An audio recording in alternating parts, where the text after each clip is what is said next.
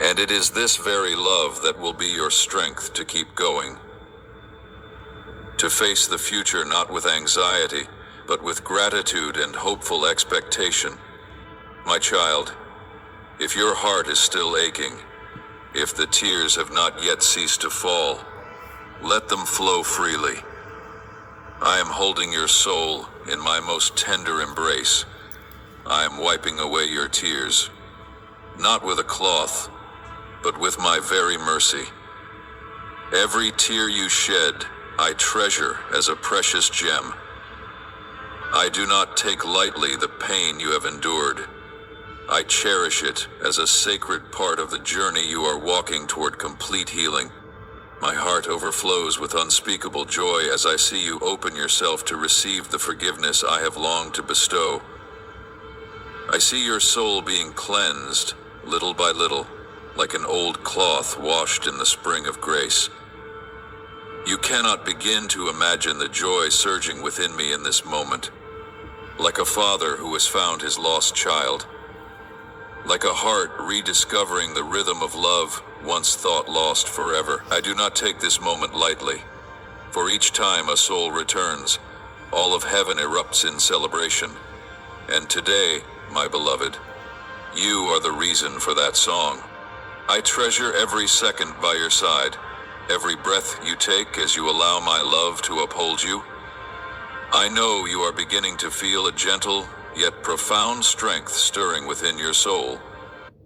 That's why someone who has been a victim of abuse or trauma will tend to have low self-esteem. When we've gone through a wound of rejection, a really weird thing happens in human psyche. Stirring within your soul by eternal love. And now, as you have tasted the sweetness of forgiveness, as you have experienced the lightness and peace that grace brings, I desire to place something deeply important in your heart. Not for you to keep only for yourself, but for you to become a bearer of this light to other souls who are longing for the same. To those who weep in silence as you once did, to broken hearts awaiting a word of comfort, a healing touch, a fragile hope in the midst of darkness. My child, this world is filled with souls who have lost their way, not because they chose to, but because they have never heard that there is one who loves them unconditionally. Some still believe they must carry the full weight of their wrongs, because no one would ever forgive them. There are children of mine so wounded that they no longer dare to believe in love, no longer dare to lift their heads to seek me. They live in the shadow of shame, in the gnawing loneliness of each day, burdened by things they cannot forget and do not know how to release. My beloved, you have walked that path. You know what it feels like. And precisely because you have been healed, you are now called to become an instrument of healing. My love did not come just to fill your heart. It came to overflow through you, like an endless river, watering the dry and barren ground around you. Do not think you must be perfect to share this love. I do not call the flawless. I choose the broken to become witnesses of restoration. The very tears you have cried, the scars you once bore, will become living testimony that there is a love great enough to redeem, a grace deep enough to reach the darkest depths. Others will see a truth in you.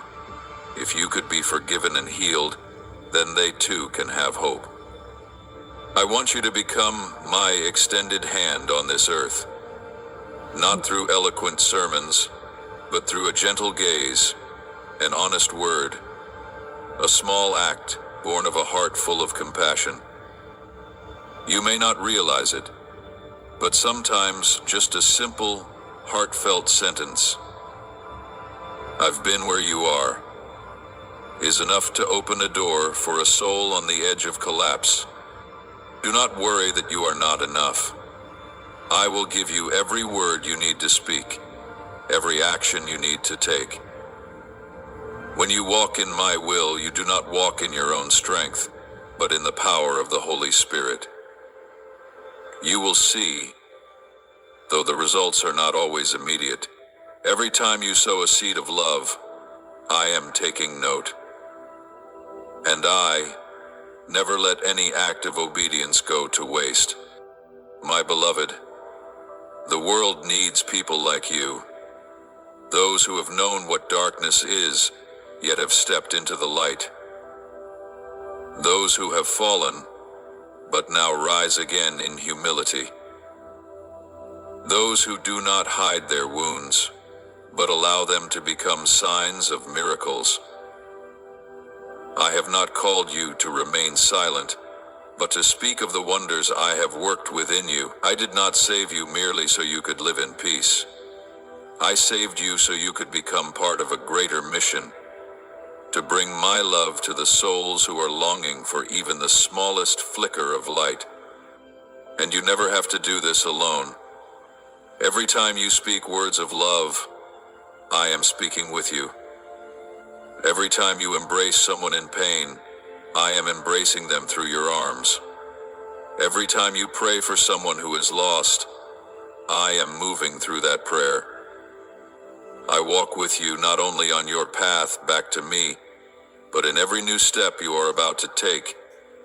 You will see, when you give love, you will receive it back in abundance. My love never runs dry, and when you allow it to flow through your life, it will renew the world around you.